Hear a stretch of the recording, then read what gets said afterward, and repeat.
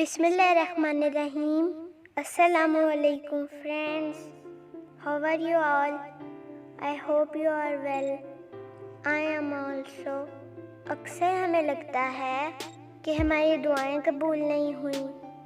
ایسا کیوں ہوتا ہے؟ ہمارے نبی صلی اللہ علیہ وسلم نے فرمایا کہ 3 ریزنز ہیں جس کی وجہ سے ہماری دعائیں قبول نہیں ہوتی۔ نمبر 1، اللہ غافل کی دعا قبول نہیں کرتا۔ جو رٹی ہوئی دعائیں مانگے، اس کو پتہ ہی نہ ہو کہ وہ کیا مانگ رہا ہے، تیزی سے دعا مانگ کر چلا جائے، اللہ بھی اس کی دعا قبول نہیں کرتا۔ نمبر 2، حرام کھانا اور پینا بھی دعا کو روکتا ہے۔ جب آپ کو علم نہ ہو کہ پیسہ کہاں سے آ رہا ہے، ہمارا کھانا اور پینا اگر حلال نہیں ہے تو دعا کیسے قبول ہو سکتی ہے؟